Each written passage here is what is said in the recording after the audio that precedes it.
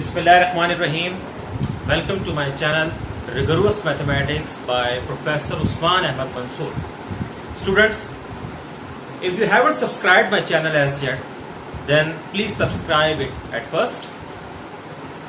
Coming towards today's lecture, that is the lecture number 10 of functional analysis.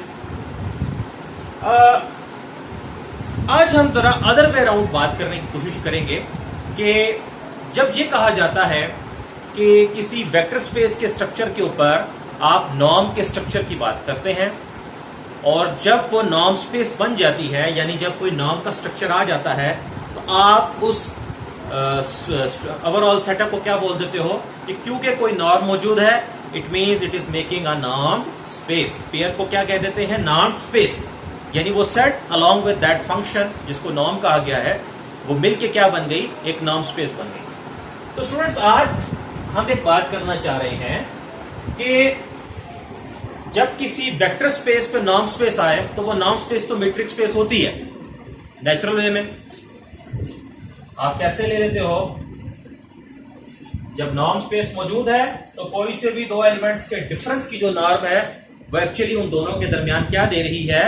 Metric distance दे रही है। यानी इसके through आप मीट्रिक की चार प्रॉपर्टीज सेटिस्फाई करवा सकते हैं। हमारा जो टारगेट है यहां पर कि अगर मेरे पास एक वेक्टर स्पेस V है, ठीक है, और इस वेक्टर स्पेस के अगेंस्ट मेरे पास कोई मीट्रिक फंक्शन मौजूद है, तो वो मीट्रिक फंक्शन कहां से कहां तक होगा? V क्रॉस V से R तक होगा। मेरा यह सवाल है कि क्या इस मीट्रिक पे कुछ रिस्ट्रिक्शंस लगाकर क्या मैं ये कह सकता हूं कि जब आपके पास किसी वेक्टर स्पेस V पर कुछ रिस्ट्रिक्शंस वाली मीट्रिक आती है तो वहां से आप एक नॉर्म भी डिफाइन कर पाते हैं। और जब आप इस मीट्रिक को इस्तेमाल करके नॉर्म डिफाइन करेंगे, it means this will be the norm coming from some metric. Norm से मीट्रिक पे जाना तो आसान है, लेकिन मीट्रिक से नॉर्म पर क्या आप ऑलवेज जा सकते हैं? The answer is no. In our next lecture हम एक काउंटर एग्जाम्पल करेंगे जहां पर हम ये बताएंगे कि हर नॉर्म स्पेस तो मीट्रिक स्पेस है, लेकिन हर मीट्रिक स्पेस का नॉर्म स्पेस होना जरूरी नहीं है। किसी के जहन में आ सकता है कि ये काम आज के लेक्चर में क्यों नहीं कर रहे, तो मे बी ये जो आज का रिजल्ट है ये आपको हेल्प आउट करे उस एग्जाम्पल को समझने में। मैं एक काउंटर एग्जाम्पल दूंगा जहां मैं बताऊंगा कि ये जो सिस्टम है कि मीट्रिक स्पेस तो बन रहा है, मगर आप इस मीट्रिक को इस्तेमाल करके कोई नॉर्म इंड्यूस नहीं कर सकते, या दूसरे लफ्जों में कोई नॉर्म उस सेट को ऐसी नहीं दी जा सकती जो उस मीट्रिक के थ्रू क्या हो रही हो? ऑब्टेन हो रही हो। ठीक है, यानी हमें क्या पता चला कि मीट्रिक के पीछे तो नॉर्म मौजूद है, ठीक है, सॉरी, नॉर्म से तो मीट्रिक निकल रही है, लेकिन हर मीट्रिक के पीछे किसी नॉर्म का होना जरूरी नहीं है। बिल्कुल ऐसे ही जैसे हम कहते हैं कि हर मीट्रिक स्पेस से एक टोपोलॉजिकल स्पेस तो बन रही है, मगर क्या कोई भी आर्बिट्रेरी टोपोलॉजिकल स्पेस जब उठाई जाती है तो क्या वो आर्बिट्रेरी टोपोलॉजिकल स्पेस किसी मीट्रिक से इंड्यूस हो रही है? The answer is no. And the counter example is Sierpinski space, which is a non metrizable topological space. ऐसी टोपोलॉजिकल स्पेस होती है वो जो किसी मीट्रिक स्पेस से इंड्यूस नहीं हो रही होती। तो हम भी अगले नेक्स्ट लेक्चर के अंदर क्या करेंगे? एक मीट्रिक स्पेस लेकर के बताएंगे कि वो मीट्रिक स्पेस किसी नॉर्म से इंड्यूस नहीं होती। हर नॉर्म किसी न किसी मीट्रिक को तो इंड्यूस कर रही है, हर नॉर्म से मीट्रिक तो निकल रही है एक नेचुरल अंदाज में, लेकिन हर मीट्रिक किसी नॉर्म से आ रही है। The answer is no. Anyways, आज हम क्या कह रहे हैं, तो इस क्वेश्चन को हल भी तो करना था कि ठीक है, हर मीट्रिक के पीछे नॉर्म नहीं मौजूद, लेकिन जब किसी मीट्रिक पे कुछ खास रिस्ट्रिक्शंस लगाई जाएं तो क्या हम ये कह सकते हैं कि जी अब ये मीट्रिक हमेशा किसी नॉर्म के थ्रू आएगी? The answer is yes. जब तक रिस्ट्रिक्शंस नहीं थी आप ये नहीं कह सकते थे कि हर ये मीट्रिक के पीछे कोई नॉर्म मौजूद है, लेकिन जब ये रिस्ट्रिक्शन आ गई तो वो रिस्ट्रिक्शन इंश्योर कर रही है कि ये मीट्रिक किसी नॉर्म से क्या हो रही है? इंड्यूस हो रही है। यही मैंने क्वेश्चन में लिखा कि what condition should be impose on a metric space, on a metric defined on some vector space, कि किसी वेक्टर स्पेस पे जब मीट्रिक डिफाइन हो तो क्या कंडीशंस मुझे लगानी चाहिए स्टूडेंट्स कि ये जो सेट V जो कि मीट्रिक स्पेस है, वेक्टर स्पेस तो है ही है, D आने से मीट्रिक स्पेस भी बन गया, ये क्या बन जाए? Norm space. तो उसका जवाब मुझे इस प्रॉब्लम के अंदर मिला, हमें इस प्रॉब्लम में मिलेगा। और यहां हम देखेंगे कि वेक्टर स्पेस के ऊपर जब कोई मैट्रिक आए तो वो मैट्रिक किन दो कंडीशंस को सेटिस्फाई करे। तो आप ये कह सकते हो कि अब ये मैट्रिक डेफिनेटली किसी नॉर्म से इंड्यूस हो रही। ठीक है, मैं इसकी फॉर्मल स्टेटमेंट पढ़ता हूं और फिर हम प्रूफ करते हैं।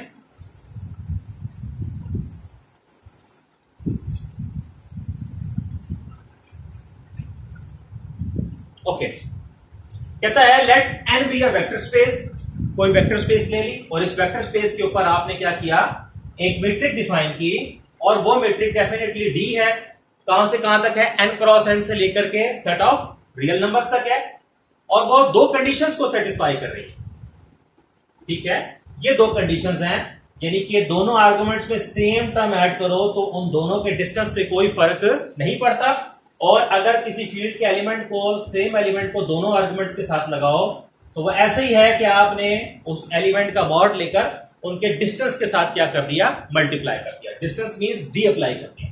ठीक है, for all X Y Z belongs to vector space N, N vector space भी है और मैट्रिक स्पेस भी बन गई। ठीक है, एन वेक्टर स्पेस है, फिर मैट्रिक का स्ट्रक्चर भी है, और वो मैट्रिक का स्ट्रक्चर फर्दर इन दो कंडीशंस को क्या कर रहा है, सेटिस्फाई कर रहा है।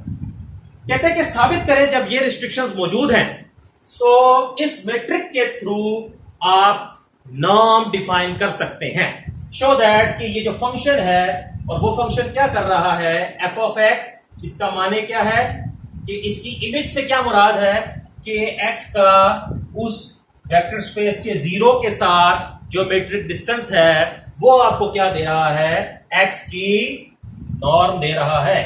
हमें कैसे पता चला ये एक्स की नॉर्म है, क्योंकि ये वाला फंक्शन नॉर्म की तीन प्रॉपर्टीज को सेटिस्फाई करेगा। उसने क्या कहा, show that this function defined by this is a norm on an.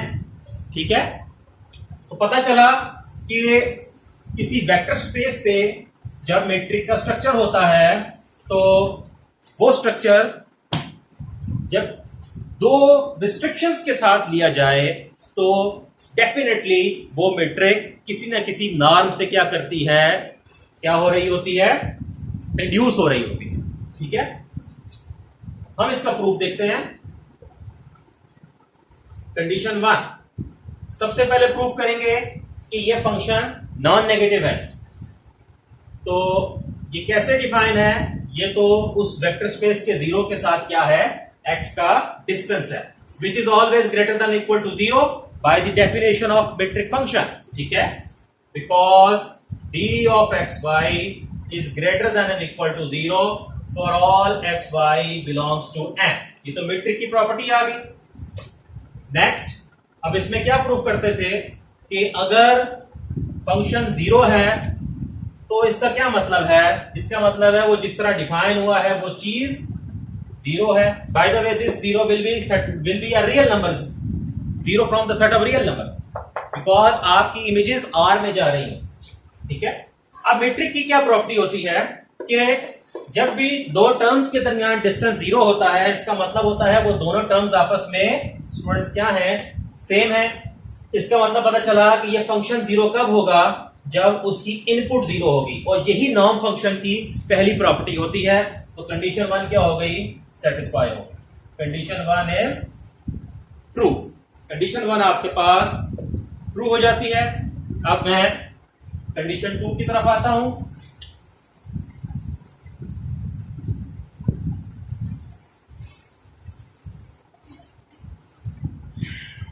Condition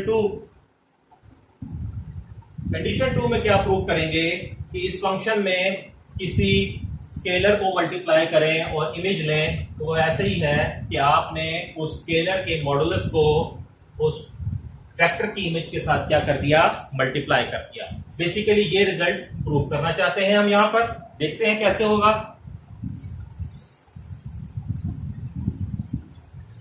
late A belongs to F and X belongs to X, आपका N से आ गया। देन तो फिर आप क्या देखते हैं,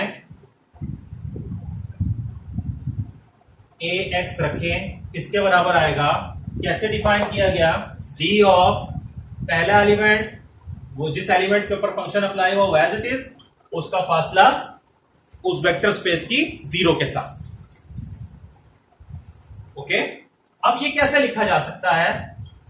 आप जानते हैं कि किसी भी वेक्टर स्पेस का जो जीरो होता है उसको आप किसी स्केलर के साथ मल्टीप्लाई करें तो वो वही आंसर देता है जो वो खुद होता है। यानी आप किसी वेक्टर स्पेस के साथ के जीरो के साथ कोई स्केलर लगा दें तो जवाब वापस वही मिलता है। तो इस जीरो को a टाइम्स जीरो भी लिखा जा सकता है, where a is some field element. Field आपकी या सेट ऑफ रियल नंबर्स होगी या सेट ऑफ कॉम्प्लेक्स नंबर्स होगी, दोनों केसेस में रिजल्ट होल्ड करता है, जनरल वेक्टर स्पेस के अंदर भी होल्ड करता है। अब आप इस प्रॉपर्टी के ऊपर आए जरा, आपकी जो मीट्रिक फंक्शन है वो इस प्रॉपर्टी को सेटिस्फाई कर रहा है, तो a का मॉड बाहर आ जाएगा और साथ क्या लिखा जाएगा, d of x comma zero. a बाहर आ गया, x और जीरो आ गया, mod of a d of x comma zero.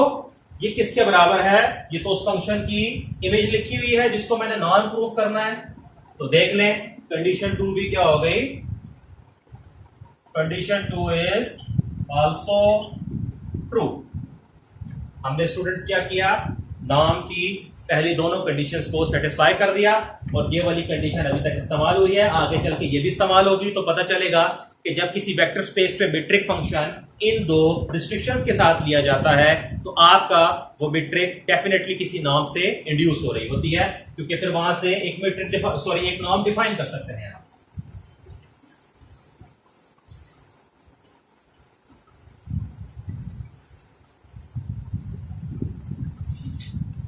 Condition number 3,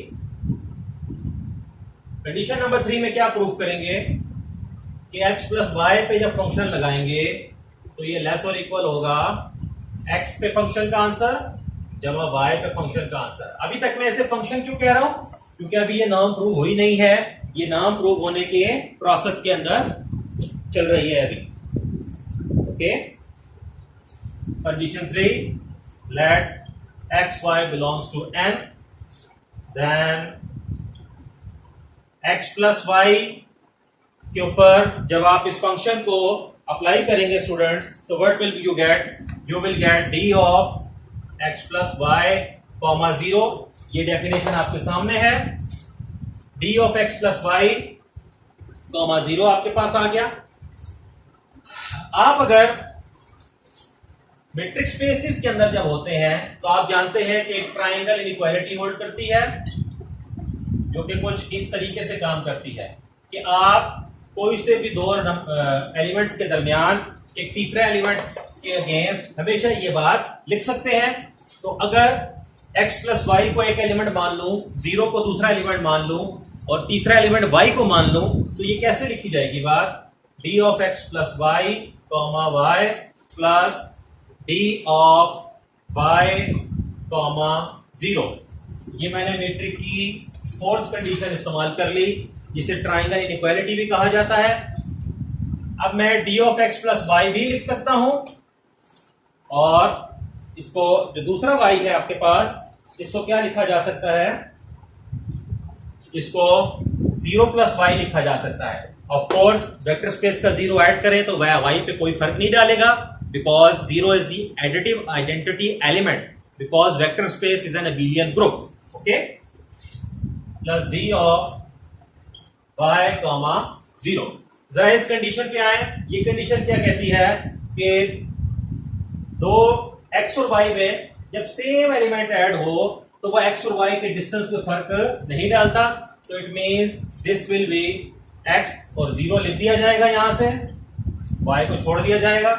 इसी तरह यहां पर y और 0 लिख दिया जाएगा। अब d ऑफ x कॉमा 0 क्या है, x की नॉर्म है, x फंक्शन के ऊपर x की इमेज है, ये देखें आप आपके पास आ गया। सो आपने क्या प्रूफ कर दिया कि ये प्रॉपर्टी होल्ड कर गई। सो कंडीशन 3 इज ट्रू। इसका मतलब जब किसी वेक्टर स्पेस पे इन रिस्ट्रिक्शंस के साथ मैट्रिक्स ली जाएगी तो वो मैट्रिक डेफिनेटली किसी नॉर्म के थ्रू इंड्यूस हो रही होगी। ओके, या वहां से आप नॉर्म डिफाइन कर सकते हैं। हो गया। Hence prove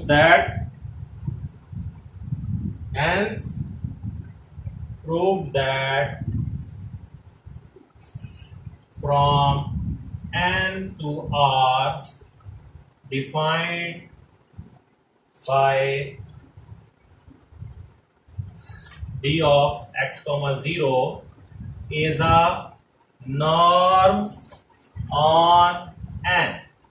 तो पता चला कि मैट्रिक स्पेस कब नॉर्म स्पेस बन जाती है, जब आपके पास क्या हो, वो मैट्रिक इन दो कंडीशंस को सेटिस्फाई कर रही हो। सो आज इस लेक्चर का बेसिकली एजेंडा क्या था, what conditions should be imposed on the metric defined on sub vector space such that it turns out to be a norm space. Hopefully you have enjoyed the lecture. Keep watching my channel and subscribe, share and like my videos. Thank you.